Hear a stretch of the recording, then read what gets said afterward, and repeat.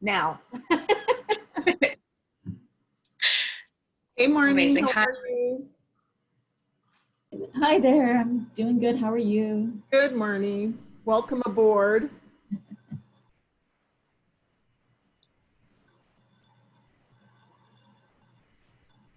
Hi, good morning. Good morning. Who is that? I'm trying to download something and I should be paying attention to the board. Jay, you had the list, right? So I don't need to. I am crossing names off as they attend the meeting, Okay. so don't worry about that. Okay, great. Okay, just a hi, how are you? Jillian, hi, how are you? Your email kept bouncing back to me this morning, so I hope you didn't get it like 5 times. I can't hear you, you're muted. Sorry, I always mute myself when I go in on our call. Just Okay, great. No, I only received it once early this morning. Perfect, that's good. I was a little worried that there was something wrong and Oh, so, I apologize. Don't apologize, that's okay. I got it. Got it handled, Jillian. How are you doing in Ottawa? Good? Yeah. You know, we're just hitting our hotspot status, so we're kind of enjoying this, kind of not enjoying being at home, and with everything else happening. Yeah, it has its ups and downs. It's pros and cons for sure. Sure. Yeah. Well, welcome aboard. Kelly, hi, how are you? Great, how about you? Good, thanks for joining us. My pleasure, ladies.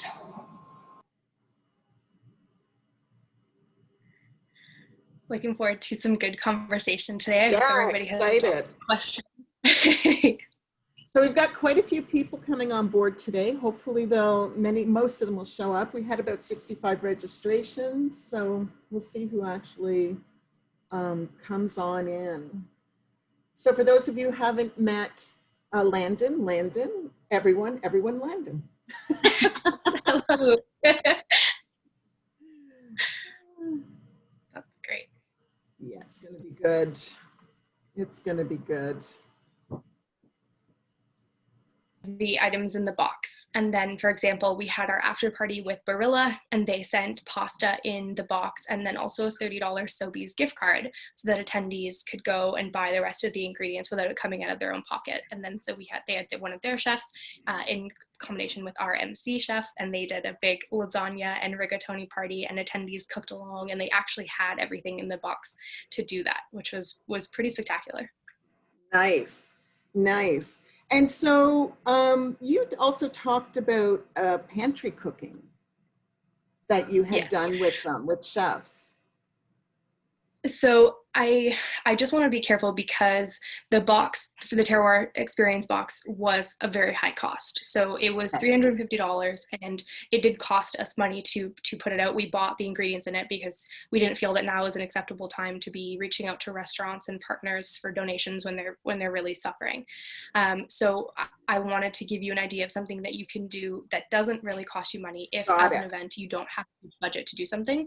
So a really great way to do this is we engage some of our chefs and they do what's called a pantry cooking class, and they're very simple recipes and they're designed to be something that the majority of your attendees will already have in their pantries, like something super simple. And like a lot of it is like flour based, so they might do galettes is one that I've seen because it's very simple and most people will have flour, eggs, water, and then you can put whatever vegetables you have in your pantry. You could do eggs, you could make a hollandaise, you can really have fun with it, but it's so easily customized to what people have in their homes already. And that's something that we've seen work really well for times when you don't have a big budget, but you still want to give that big hands-on experience and have your delegates at home doing something and having them interact with you and your platform and your guests. All right. And did you mentioned sponsors and partners going virtual. Did you have a challenge with that? We did. It was a very long process. We initially in May, our event is usually in May, and then we pushed it to September. And then at around probably the beginning of May, we thought, we don't think that this is going to happen. And so we had individual conversations with every sponsor. And I think this is something that you have to do and talk to them transparently and say, what is it that you hope to get out of this? we're moving to a virtual platform. What were your biggest goals? Okay, these are some things that we can't achieve, but here is maybe what we can do instead. So I spent a long time going through every contract, looking at all the deliverables and kind of seeing how we could still offer them in a virtual world and what ones we absolutely could not, and trying to negotiate that way. All of our sponsorships are customizable, so none of them are the same. We work with each partner individually anyway, and we have really good relationships with them. So we did have 2 partners that were unable to continue supporting, but we understand. But other than that, everybody remained invested, which was wonderful, great. and it ended up working really well. Yeah. And did after, well, your terroir is just finished, right? So Yeah, last week. have you gotten any kind of feedback from your sponsors? Were did they seem to be happy, and they participated, I'm assuming? So Yep, they participated. So one thing that we did for this year, that is another idea that you might be able to take and do for virtual events, we offered our partners media passes. So we said, if you have any media that you like, we're willing to give you a couple extra tickets. We tried to be flexible where we could be this year. And so attendees, for example, when we do Terroir, it sells out because we don't do more than 1,000 at the Carlu. But this year, there was no reason we couldn't. We just would have had to upgrade the platform, but that would have been fine. So we reached out and said, these are some media passes. Do you have any media that you want to come and see or activate your brand profile on behalf of? The other thing about virtual events is you have so many analytics. So giving that to your sponsors can be very, very powerful. So we tracked everything. We tracked brand profile engagements, like click-through links on their profiles. So each partner had their own showcase. There was no back-end integration. It was just kind of like a partner hall of fame, if you will. But then they also had their own profile that they could interact with, and they could interact with delegates. You can export the contact information at the end of the day, which is another feature that I would really champion if you're looking at platforms.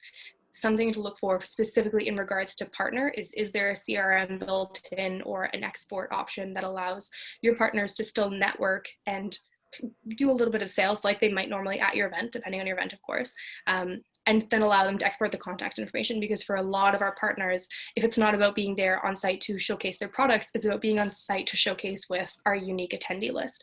And so that was another really big selling feature. And it's something that most platforms have. You just have to ask and you have to know how to use it. And then I conducted training sessions with all of my partners to make sure that there was going to be nobody on the day of saying, Landon, I didn't use the app because I didn't know how. And then they get nothing out of it. So I made sure everybody had some kind of idea on how to use it, and then export the contacts and some of the other sponsor features that we thought that they should take advantage of. Nice. Yeah, it probably was a huge learning curve, right? This whole virtual back end and making it work. And yeah, there's so many different platforms. So every person we spoke to is like, I just did a conference and it's an entirely different thing. Why can't it all be the same? But we tried to make it seamless, and we set up as much of it as we could for them to kind of try and work around any frustration, any barriers that they might feel. But of course, they did still have to do some things. But right. Our feedback has been very positive. So we're pleased with how that went in terms of partners. And how did you talked earlier about networking rooms. How did that go? I mean, I'm curious how that worked for you and how you set it up. So this is the piece that I'm the most proud of and the most excited to share, because it's something that I haven't seen it at a lot of other conferences, and I think we did it really, really well. We set up virtual networking rooms. And so I don't know how many of you have participated in virtual networking rooms, but I have had very bad experiences with them, because I have felt that often you're put into a room of 20 people and you're just put into a breakout session and you're all just supposed to talk. And then virtually it's hard because there's not the same social cues and everybody speaks at once or nobody speaks at all. And then you don't leave having a meaningful conversation or connections. And you're just like, that was a waste of time.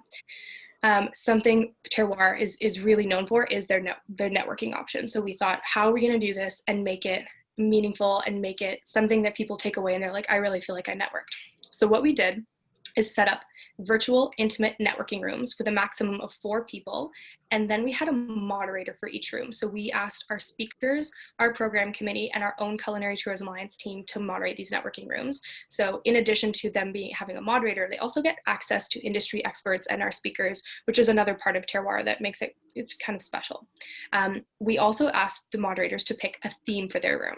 So something broad. It's not meant for a presentation, but for example, we had Jean-François who did sustainability and food waste, and that was something that he could speak about. He's an expert in, and it wasn't meant for our moderators to be giving a presentation. It was meant to give delegates an idea of the kind of room that they're signing up for. They could see the moderator, they could see the room theme, so they might know who might be in that room, what conversations they might have, or on the opposite end of that scale, maybe they want to be in a room where they know nothing and they're going to learn a ton and meet really new people that they might not otherwise interact with. So we used our ticketing platform to do this, and of course it was free. We just sent it out after you had purchased a ticket with the registration links, and they all sold out. And that was the piece of Terroir that we received the most positive feedback. People really felt that with such an intimate setting and with a moderator to facilitate a discussion, that they left not only with connections, with actual conversations that they're going to take with them, but many of them said they've all set up another time to meet again. And they really took it on themselves past that. And as an organizer, I was like, knowing they had that meaningful experience was amazing to hear. So it took a lot of organization, but it wasn't hard to do. It's something I really recommend integrating into, whether it's a conference or an event. I think what people are missing the most right now is the human connection and getting to network with people. And I think if it's something you can incorporate, it's worth thinking about. Nice. Now, did you have a lot of breakout rooms, and how did you manage that? Was it registration? How did you know? So it was through our ticketing. So we used Universe ticketing platform. So we set up so we had one on the Monday and one on the Tuesday. Our event was 3 days. And we set up a ticketing event for the networking rooms alone. And it was a lot of work. Do not get me wrong. I did everything manually to ensure that it was properly done and seamless. So we put a maximum in the back end of the ticketing for each room. So only 4 people could sign up. And then we sent a calendar invite to the moderator with their 4 attendees. And so it was a lot because 2 days before, someone would be like, oh, I didn't mean to sign up for this, or I signed up for this. And there was a lot of manual kind of back and forth. There was a lot of communication. The other thing is that we had our presenters use their own Zoom rooms or their own Google Meets or something, which I was worried would come across as not professional, and attendees would be like, why aren't we using your webinar platform? But you would have had to have 20 GoToWebinar licenses to do the individual rooms. You can't with one license have multiple at once. And I was just, I wanted it to be seamless when they came and showed up the day of and clicked on that link and just went right into the room. So nobody had a problem with that. So my worries were not necessary. Everybody was happy that they could get into that room and talk about it. So it was managed through ticketing. And then I exported the Excel and just took all of the names and the email addresses and I organized them in my own Excel doc first, and then put it all into calendar invites that were managed. So everybody ideally was seamless as possible. They knew exactly where they were going to go. The link was right in the calendar invite, and there was no more communication like email wise, because there's already a lot going on with the conference with all of the reminder emails, webinars, etc. Right. So it was a lot of work in the back end. Now so they did it on Zoom, so you were all able to see each other in the networking. And yes, so it was quite intimate. So that's really great. Or 5 of you, I guess, with the moderator. That's really wonderful. I don't know if I have any other questions. Is there anything else that you wanted to chat about? I mean, there's so much in this. There's so much. I mean, I'm hoping that people will have individual questions. I don't want to just keep taking up your time by telling you what I think worked well, but I'm really happy to do that. One thing I would also like to share that we found worked really well for us in terms of speaker management is when we had our speakers, the way we executed the conference was in webinar blocks. So we'd have, I think I mentioned 3 or 4 speakers presenting in one webinar block, but a little bit of a challenge was, in order to ensure that everything was seamless, we didn't want our speakers jumping on halfway through the block if they weren't presenting until the end. So we asked all of our speakers to be on 15 minutes before the block went live so that we could do AV checks. We could make sure they were sitting properly and, were properly positioned. And I also expected speakers to give us a hard time. I was expecting them to land, and I'm so busy. I can't sit on your webinar back end for an hour while I wait for my turn. But people were really patient and they understood. And I think having that kind of organization, and we sent each speaker again a calendar invite, and I cut and pasted their webinar link into their calendar invite. So I know, again, it's a lot of work and a little bit of hand holding, but what I wanted to avoid was day of, well, I'm already doing the live webinar, trying to check my emails with speakers being like, can't find my link. Right. It just, you send so many and the reminders come. And if they had registered for any other part of the conference, I was worried that they would confuse their links and not get in the right back end.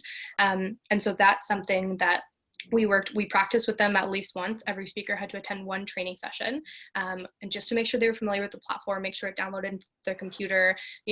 You'd think by now it would be seamless, but it's not. And with GoToWebinar, as a presenter, you have to download the app. You can't. For everyone else, it is just a browser extension, which is something I really liked about the platform, meaning you can just click it. You don't need to download anything. And but for our speakers, you did. And so I'm glad we did all of those, because we did have a couple people. We had one presenter, we actually had to call the GoToWebinar team, and he's in the States, and the webinar team is coming in. They had to actually get access to his computer so they can control, you can give them a link and they control your computer, and they had to go into the back end and reset all these privacy things, right before we're about to go live. Right. And it's like, thank goodness we did this, and we know that we had that time. So I know it's a lot of work, and I think that the biggest thing I've learned is that virtual events are so much more work than in-person events, because it's so much more communication heavy. And instead of telling all of your speakers, please show up at 8 a.m. on Monday and we'll just figure it out, you're not answering emails, just please at least come, be there, and that you can figure it out once they get there. There's none of that. You need, there's 3 to 4 emails per presenter per session, and it's just, it's a lot, but it's worth it, because that's what makes the event go so smoothly, is having them all on time in the back end doing the AV checks. That's my biggest takeaway. Did you find that you had your speakers? Did you find that you had a broader choice of speakers because of it being virtual? We did. I definitely did. And we did one really fun. Our speakers still come from all over the world. We do fly in some international speakers, but it was definitely easier to coordinate with them, and we had the opportunity to do things that we couldn't do in person, or we would have to do at a smaller scale in person. So, for example, we worked with a famous butcher, and he did a butchery demo on camera, and he set it up in his beautiful restaurant, and it was something we had hoped to do at Terroir, just at a smaller scale, of course, but he could do the full animal, and it was spectacular. And it was visually, he set it up so beautifully, and we were like, wow, this is amazing. Italy is another partner of ours, and they did a mozzarella demo, and that was really exciting for people to get to go in behind and see. They have quite a beautiful story about their mozzarella maker, and you actually got to go in behind the scenes and see how they do it, and they make it fresh every day. And those are just kind of opportunities that we took advantage of. And in retrospect, I wish we had taken more advantage of and done more things that you can't do in person. But it did allow us to connect with people that we likely can't get out of their restaurants or their farms normally, because they have to give up a full day to come to Toronto, but them giving an hour of their time is a lot different. And so we did get a bigger variety of speakers for sure.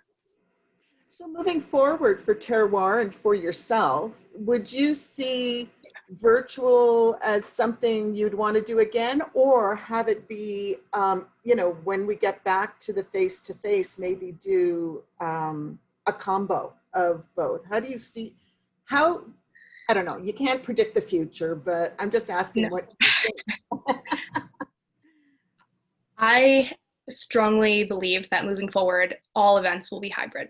I think it will become such an integrated part of the way we do it, and the way that we've learned to attend. And one cool thing about being virtual is we did have more of an international audience. So we did have a lot of UK viewers, because they saw the international content we had, and their own, like Hendrik the butcher, for example, he's from overseas, and he promoted to his own network, and people were really excited to see him, and they're like, oh, I would love to attend Terroir, but I can't afford to fly to Canada for it.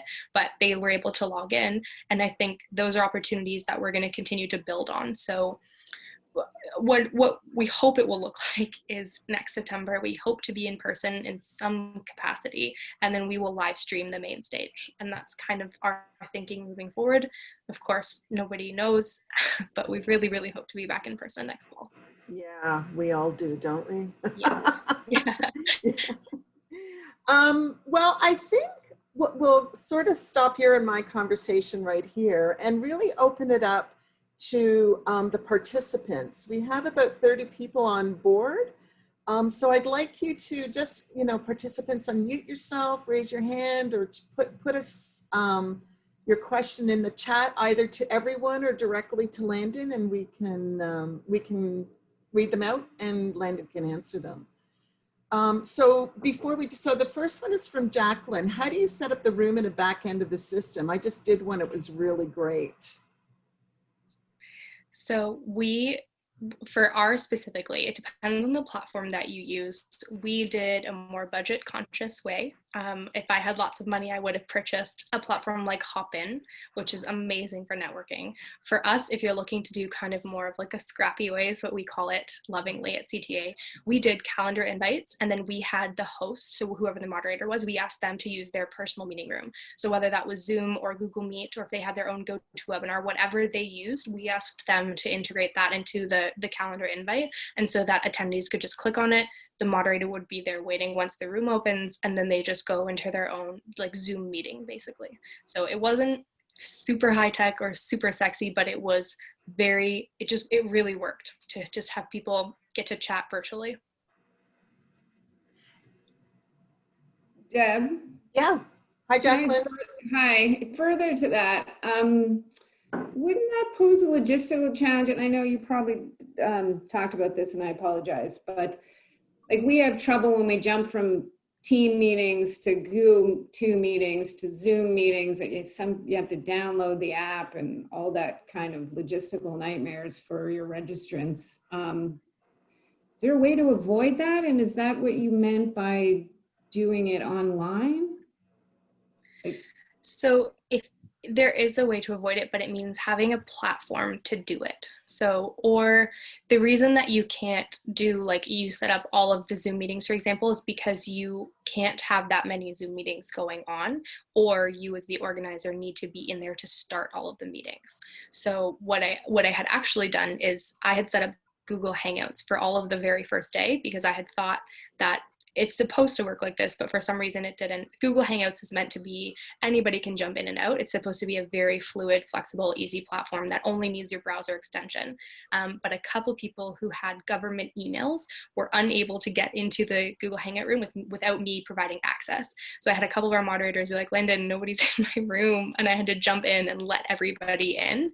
And so for day 2, we fixed that. So that was my hope, is that we could have done something with just our own easy integrated. But if you don't have an event software that has a networking room feature, you have to get creative, or you have to buy 20 licenses to do it, which is the same as purchasing a platform. So you wouldn't.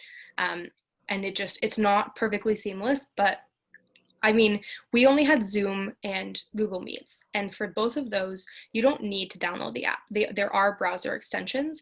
I think by now most people do have the Zoom app though, which has worked to our advantage.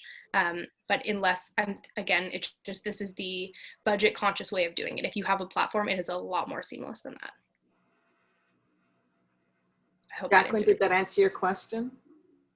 Yes, thank you. You're welcome. Good. Rhonda asks, how many people were required to organize the conference? It's just me, which is insane. I know. I have myself, and then I call her, my partner, which confuses people. So they sometimes think we're dating, but so I'm all logistics and event, anything that's not marketing. And then I have Agatha and Rob, my comms team, who do it. And then, we have a program committee who helps with programs. So that's a separate piece, the way that we organize. I don't have a lot to do with programming. I sit on the board just so that I know and am completely up to date. I know who we're talking about and who we're vetting. But when it comes to that, I don't do a lot, but the actual logistics is just me. So Linda says you rock. Thank you. Thank you very much. That's Michelle, go ahead. Sorry. no, I don't eat nothing. It's just, please go. Thank you very much. Michelle asked, did the festival cost more or less, or was it comparable to the live festival? It was comparable. If we had done it from the ground up without ever having put deposits anywhere, it would have been less. We had unfortunately had agreements that, and we understand everybody was hurting. People who were not able to give us refunds and who would not move our dates or anything like that. So we did lose some money in terms of deposits and some promotions that went out that didn't make sense anymore because we'd been promoting live tickets. And so we did lose some money that way. But so if we hadn't have done it that way, it would have been a little bit less, but we also made less. So it evens out. I think we charged significantly less for the tickets. We charged $75 for our virtual event access. We did have the $350 Taste of Terroir box that is our regular ticket price. And we sold what we wanted to of those, but it balances out, if that makes sense. If we had done it differently, if we had known right from the very beginning that we were not going to be in person and we hadn't put all of those deposits down, it would have cost less, but we made less. So I think it still evens out. It depends. The biggest cost is AV. And I think a lot of people are very surprised. If you're looking to work with a platform that does it all, for example, like a fully comprehensive, they do your video, they do your back end, they build you the marketplace and the virtual lobby. It's about $100,000 to do the whole thing. The way we did it with our event platform, and I'm comfortable sharing, I don't think it's a secret. Our app platform was about $7,000. And then we bought the GoToWebinar licenses. We bought 2 so that we could have concurrent sessions as well as main stage. So the licenses each were about $1,800 for the year. And then we did buy, they have, what I liked about GoToWebinar is they have a virtual event team option. So you can hire their event team by the hour to support you logistically in the back end. And so we did that because I couldn't be on the breakout sessions and the mainstream. And it was nice just having them and knowing that you have technical gurus who know how to troubleshoot, they know how to take over your computer and set the system preferences, and they were $1,000 a day. So our total platform was just under 15, which is low as far as industry standards go. If you're looking at a full virtual event platform, it's anywhere from 50 to 75 to 100 for the whole thing. Thank you. And Kyle asked, did you receive any feedback from attendees about what they gained from the virtual experiences they usually wouldn't have been in person? And on the flip side, something they would like to see from the virtual experiences? So our networking rooms, I don't know if it's something that they wouldn't have received in person, but they felt like this was the first one. A lot of our attendees that have never attended a successful virtual networking room like this, and they said it's really nice. I really felt like it was meaningful, and I did leave with actual connections, which is really hard to do online, I find. We did have a much wider attendance from international, which is amazing, and we're hoping that that's something that we can build on. So we are changing our marketing strategy as we move forward. We are planning tentatively to have a smaller gathering in person in September. We'll reassess in 2021. But our marketing strategy now includes marketing to those markets, in the UK specifically, because we had such a high attendance this year. And if we are live streaming, and if we do bring in a couple other presenters from overseas, we feel that it's something that we can expand into. And it's a really cool thing. So what our plan is to do is to next year sell 2 ticket prices. So one will be in person and one will be the virtual event experience. And I think that's something that a lot of people will see, and that if you build on it moving forward, it changes your event forever, which is, I think, really exciting.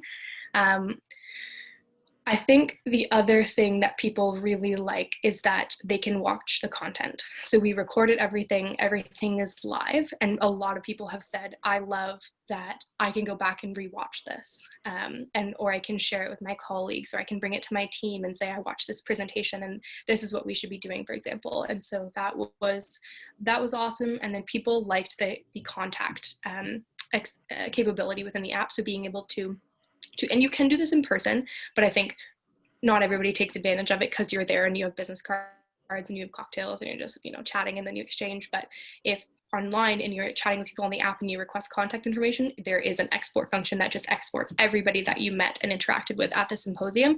And then you can just put that right into your CRM or your email or just whatever database you use. And I think people really appreciated how seamless that was and just how easy it was. So those are, I think, the main things that were our feedback from our attendees. Thank you. Kyle, did anything else to add to that? Okay, I guess not. Russ says, what 2 things would you change if you had to do it again? This is our biggest internal feedback, and as well as delegates, we would do it over a longer period of time.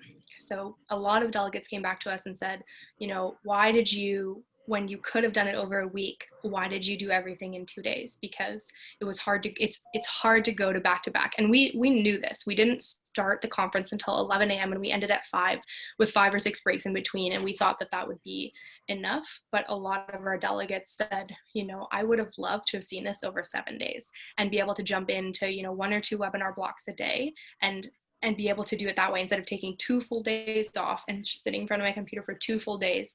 We had thought it was more accessible and approachable, but even me watching it from the back end, and I love these people, and this is my event, I was exhausted by 5 p.m. And it's something that if we were going to do differently, we would span it over 4 to 7 days and have it like afternoons and just a couple presentations a day, because that is one of the amazing possibilities with virtual is you can do that. And I think, and that was across the board, our biggest piece of constructive feedback was, you know, loved it, but could you do it over a couple days next time, because that was exhausting. So if your event has that capability, I recommend thinking about it. Okay. And he asked for 2. Any other, or is that just the biggest one? That is the biggest one. The networking rooms, I would do more. That's my other thing. They really were so wonderful, and people said that a lot of people were like, that was the best part, was getting to connect with people. So if I'd known how well people would respond to them, we would have scheduled probably 2 a day, and at least, or just more rooms during the same break. And I have one quick question for you. Were you able to have a marketplace? Because at our conference, we have a trade show, we call it marketplace. Do you do that in your live events? And is that something you had to eliminate from this one? We do it in our live events. So we do have kind of like, it doesn't feel like a trade show floor because it's so food and beverage. It feels like a snack marathon, but it is a big part of Terroir. But we weren't interested in adding a back end where delegates could actually buy things. And so when we spoke to our partners, as I mentioned, we spoke with everybody individually and we said, would this be meaningful to you? Like, do you actually want a virtual marketplace where we're not willing to integrate like a monetary back end, but we'll showcase everything you have? But then we didn't also want to put too many click-through links that take people away from our own site, because we want the eyes on our site. So when we really spoke to people, they were like, no, this is not super meaningful to us. We did the Taste of Terroir experience box, which was our replacement of the marketplace. But something that I've heard of another event planner was telling me they did, I don't know if anybody's familiar with Wavy, at the Stay at Home Fest. They did a digital loot bag at the end, which was very cool. So if you don't have, I'm going back to, if you don't have the budget for something as big, or the endeavor, or just even like the capacity, like my mom was going to kick me out. I had 2,000 units in my basement for packing these boxes because we shipped them all to my house. And it was like, when she came down, and we moved during Terroir as well. So it was the wildest thing, absolutely. But if you don't have the opportunity to do that, doing something like a digital loot bag that goes out right after the event with, little thank you notes, little stories from your partners, if they want to do gift cards or special opportunities or coupon codes, etc. It's a really cool way to do something like that costs you nothing. And it's a very easy thing to do. It's a nice add-on. Delegates really feel like they got something. But I haven't, in all the conversations that I've had, and this includes, so I'm the event manager for Culinary Tourism Alliance, we just did Terroir, but I also am the event manager for TIAO, and Summit is coming up. And it's something we're not really doing because it doesn't seem, our partners don't see a big value in just having another web page with them and their products, because of course they already have the sponsor page. what they felt more meaningful was the opportunity to actually get in front of delegates in a unique way. So if it works for you and your partners say, yes, that is something I definitely want, it's not that hard to do. And I would say do it, but I would say it's worth having a conversation with every partner before you do that, because it's a lot of work otherwise if they don't really care. What two things from Michelle? Thanks, Landon. Also, some small festivals really depend on fundraising. What did you do? And any suggestions? It's tough. It is truly tough. We were very flexible. We deferred some payments to next year because some of our partners were like, we just can't justify a virtual event with no attendance numbers. Like because meaning we didn't know how many people were going to attend. We couldn't give them any real facts of what we were expecting. And so really my biggest suggestion is to have the most transparent conversation you can with your partners and say, like, ask them, what do you want to get out of it? And you have to be creative. If it means, giving them the opportunity to do like a live Instagram interview with you before your event as like a pre-promotion, that's something that worked really well for us, because I found that at the end of the day for our sponsors, what they still wanted the most was to get in front of our audience. So we have a very niche audience of hospitality, and put their products in front of our audience. And so the two ways that we did that, we did a lot of Instagram live interviews. Promotions were different. We structured them quite differently, and the messaging was very different for our partners.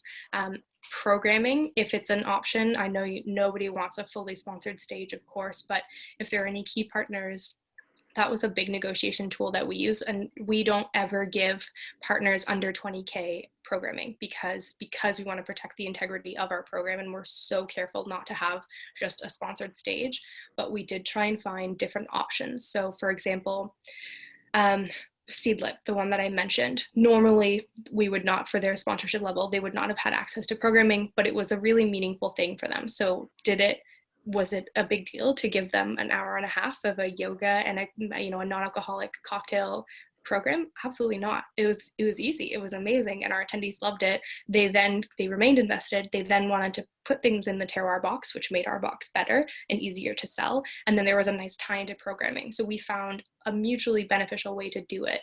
And you can do programming as like pre-programming. So for example, a coffee partner, get them to do like a latte cupping demo, how you make latte art, and you could do that as a pre-promotion. Like, our coffee partner was Georgian Bay Coffee Roasters, and they did exactly that. And we worked with them to find a way that we couldn't integrate them into like main stage programming. We did beautiful videos with them before, and then it was available live on our app, and they still felt like they really got to reach our audience. And then they also put coffee in the box.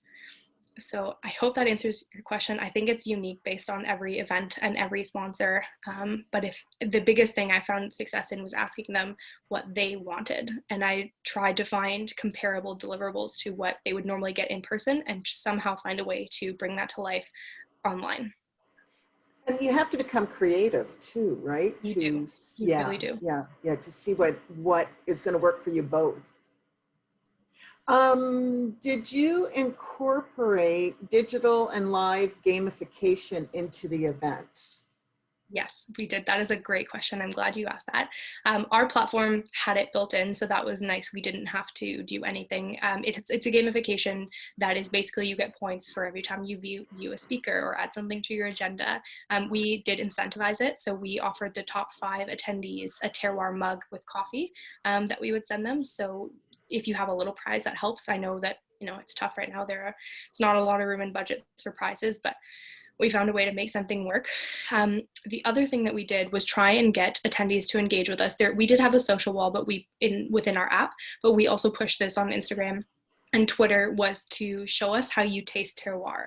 So we engaged attendees and tried to get them to send us selfies. I don't know if anybody attended Terroir, but I did an opening remarks in my house coat and I had my sleep mask on, and it was like a joke, I'm just, you just caught me getting ready for the first ever virtual Terroir. And so we encouraged attendees to show us, like, are you in your pajamas watching right now?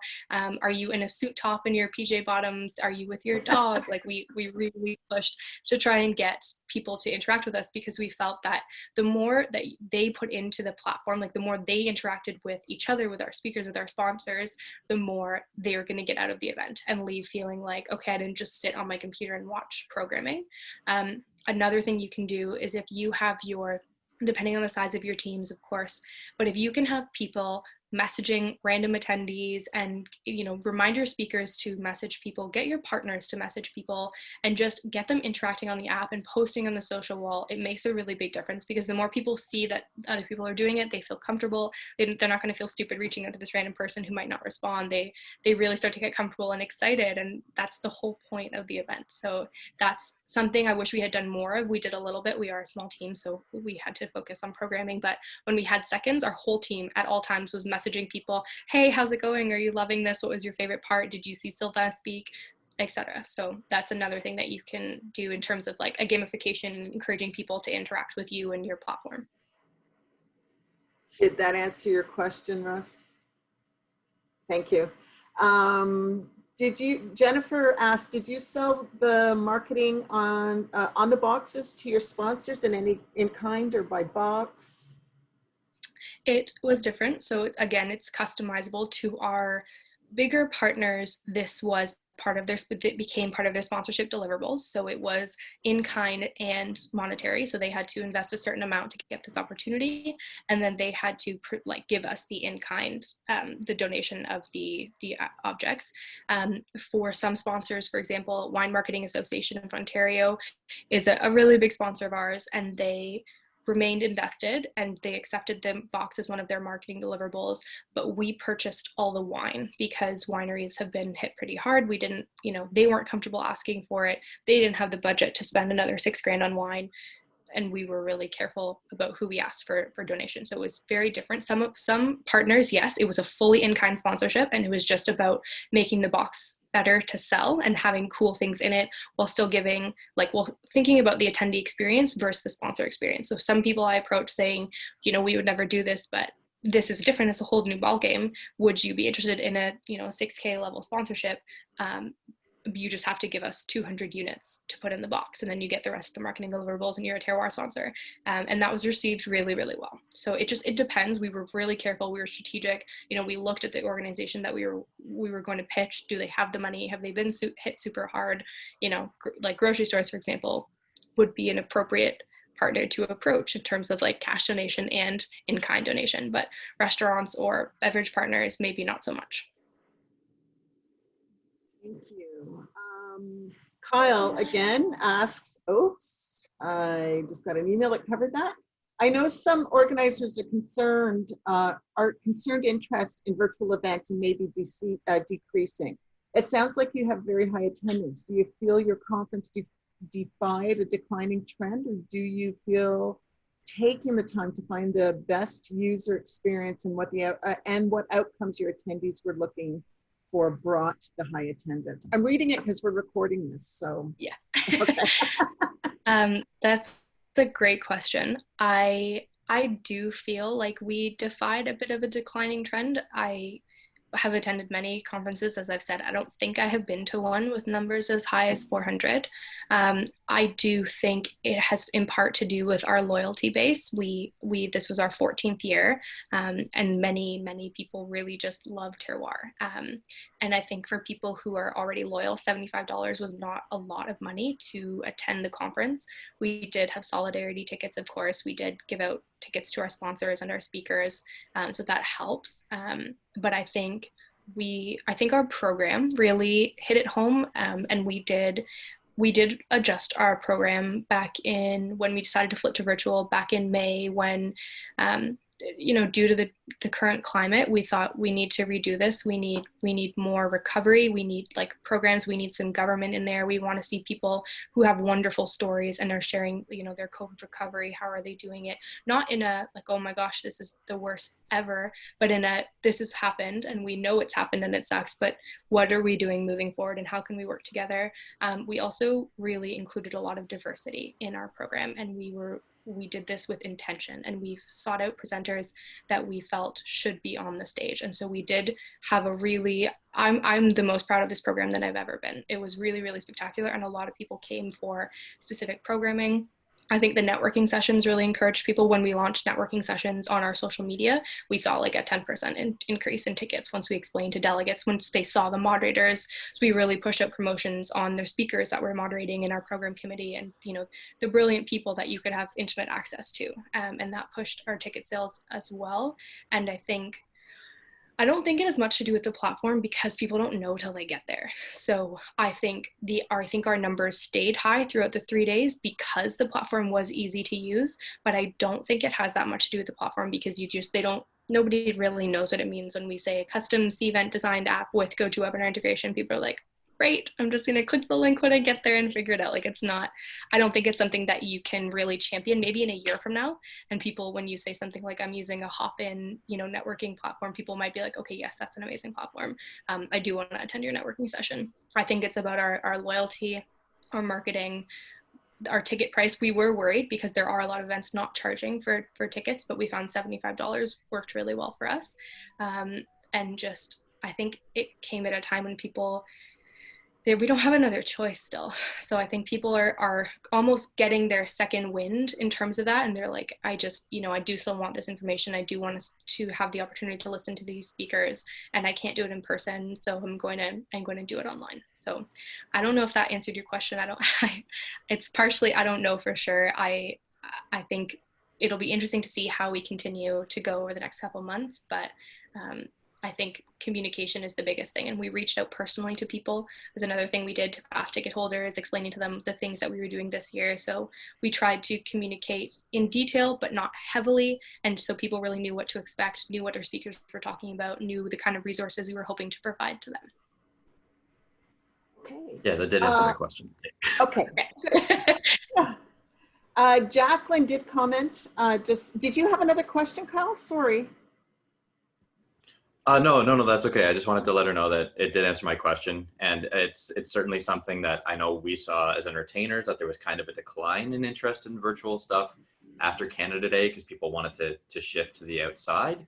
But there does seem to be an interest again, and it seems to be in line with what you're saying, is that you're interrogating what you're doing in the virtual landscape, how to bring those outcomes, and what you can do virtually that you can't do in person, like how to really utilize the features of it, which is great. So thank you.